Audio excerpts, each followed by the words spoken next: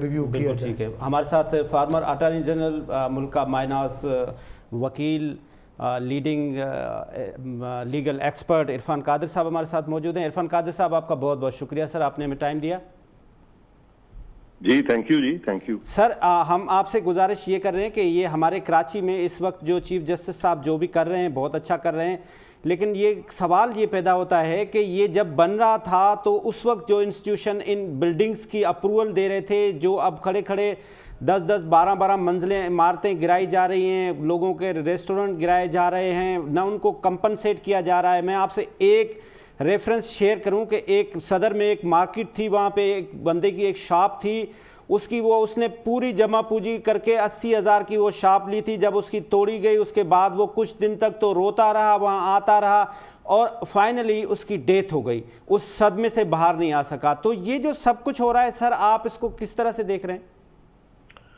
मैं समझता हूं कि ये कानूनी तौर पे बिल्कुल गलत हो रहा है। ये इस तरह का कोई इख्तियार किसी अदालत को या चीफ जस्टिस साहब को नहीं है।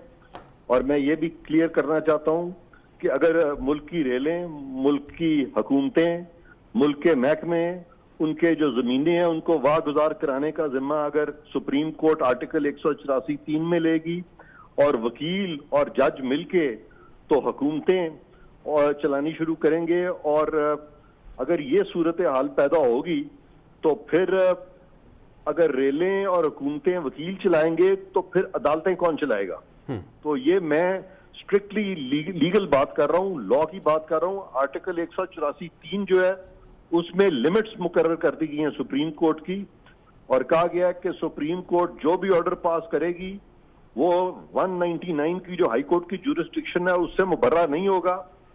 और ये जो बहुत सारे मुख्तलिफ केसेस जो हैं उनको इकट्ठा कर दिया जाता है, जम कर दिया जाता है, 30-30, 40-40 केस, यानी 3 जजेस बैठ के तो वो 40-40, 50-50 हजारों लोगों के केस का फैसला कर देते हैं, कई 100 इमारतों के गिराने का ऑर्डर कर देते हैं। जबकि एक जज का जब केस लगता है तो पूरा सुप्रीम कोर्ट 10 जज बैठ जाते हैं, जैसे कभी फायद ईसा साहब के केस में हुआ कि सारा सुप्रीम कोर्ट बैठा हुआ है और यहाँ पे हजारों लोग इफेक्ट हो रहे हैं और उनको सुना भी नहीं जा रहा। और हजारों लोगों के लिए यहाँ पे 3 जजेस हैं और उनके सारे केसेस इकट्ठे कर दिए गए हैं। तो ये सारा तरीकाकार जो है ये 184(3) की रूह के तहत नहीं है। और मैं ये भी बताता चलूं कि आर्टिकल जो है 175 का, आर्टिकल 175 की जो क्लॉज 2 है उसमें साफ तौर पे ये कह दिया गया है कि किसी अदालत को कोई ऐसा इख्तियार नहीं होगा जो कि उसको स्पेसिफिकली आइन या कानून उसको ना दे।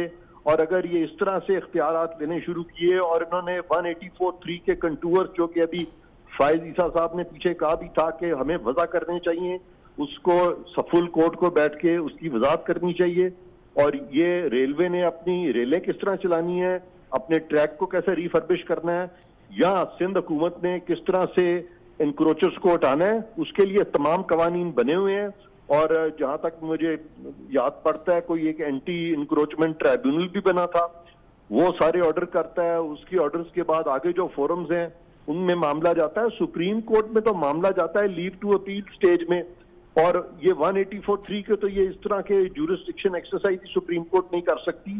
तो मेरे बड़े शदीद तहफ़्फ़ुज़ात हैं इस सारी ज्यूरिसडिक्शन पे जो कि सुप्रीम कोर्ट अभी एक्सरसाइज कर रही है। जिस तरह के वो चाह रहे हैं कि ट्रेन एक्सीडेंट्स अगर बंद हो जाए तो बड़ी अच्छी बात है, लेकिन ये सुप्रीम कोर्ट के करने का काम नहीं है। जो लोग LLB कर लेते हैं वो रेलों में एक्सपर्ट नहीं होते। रेलवे बड़ा टेक्निकल सब्जेक्ट है और रेलवे में जब से इन्होंने कुछ लोग घुसाए पिछली हुकूमतों ने डायरेक्टली ब्यूरोक्रेट से, उससे भी रेलवे का बेड़ा गर्क हो गया था। तो अगर ब्यूरोक्रेट से रेलें नहीं चल सकी तो क्या जजेस और वकील जो है ज्यादा बेहतर तरीके से चलाएंगे?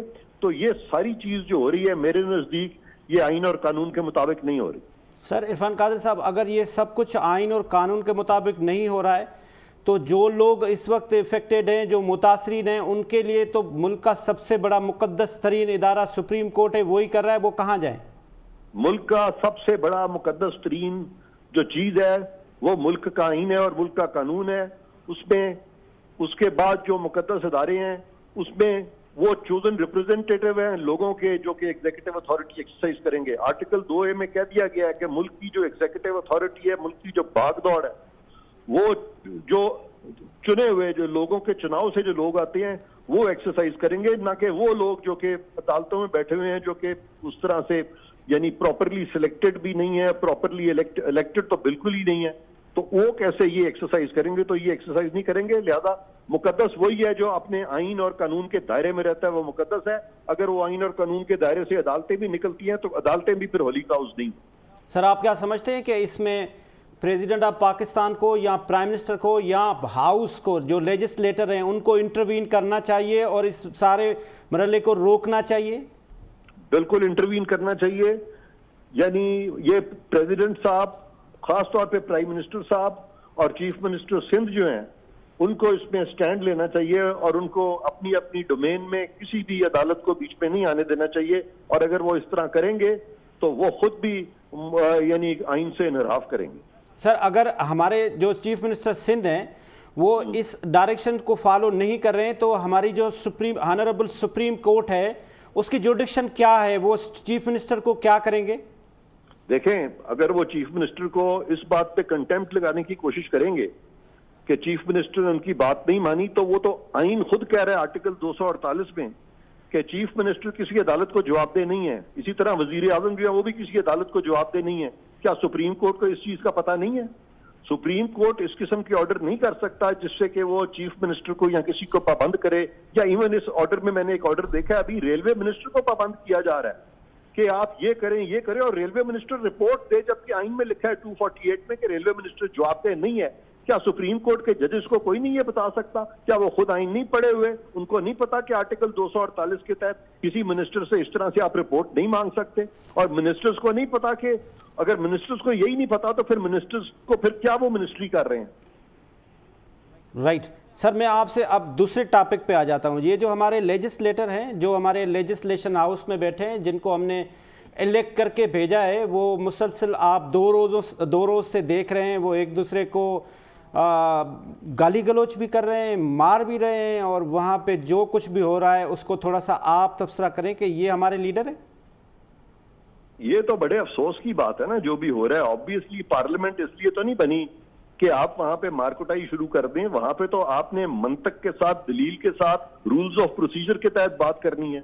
तो इसका मतलब है कि वहां पे स्पीकर साहब भी नाकाम हो चुके हैं और पार्लियामेंट जिस मकसद के लिए मार्जे वजूद में आई है वो मकसद भी पूरा नहीं हो रहा। तो इस तरह की हुल्लड़बाजी जो है ये तो बिल्कुल ना आइन में इस तरह का रास्ता दिया गया, ना कानून में दिया गया। इनके खिलाफ अब क्या कार्रवाई होनी चाहिए, ये मैं समझता हूं कि बिल्कुल डिस्पैशनेटली जिन लोगों ने भी इस तरह से कानून को हाथ में लिया, और खास तौर पे वो लोग जिनका काम कानून बनाना है, अगर वो कानून तोड़ना शुरू कर दें तो फिर तो इस मुल्क का अल्लाह ही हाफिज है।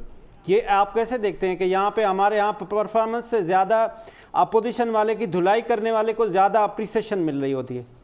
देखें, हम लोग जो हैं बहुत ही इनटॉलरेंट हो गए हैं, हमारे में कुव्वत बर्दाश्त खत्म हो गई है। सर, हमें चाहिए कि एक दूसरे के खिलाफ अगर कोई बात हो भी रही है तो आराम से सुने, खामोशी से सुने। ये नहीं है किताबें फेंके, थप्पड़ मारने शुरू कर दे। अभी टॉक शो पे अभी लेटली एक इनकी एडवाइजर ने थप्पड़ मार दिया है कादिर मंदोखेल साहब को जी। यानी कभी सुनिए इस तरह की बातें कि अब इस हद तक अगर इस लेवल पे अगर आप थप्पड़ मार रहे हैं तो नीचे वाले लेवल पे कल को लोग सड़कों पे निकल आएंगे, हर कोई एक दूसरे को थप्पड़ मारना शुरू कर देगा। वो कहेंगे कि जी ये तो एक प्रेसिडेंट सेट हो गया, पार्लियामेंट में इसी तरह ही थप्पड़ मारे जाते हैं और थप्पड़ मार के चीजें हल कराई जाती हैं, लिहाजा हम भी कानून को अपने हाथ में लेकर थप्पड़ ही मारेंगे। इरफान कादिर साहब, आपका बहुत बहुत शुक्रिया सर, आपने हमें टाइम दिया। जी डॉक्टर साहब, आप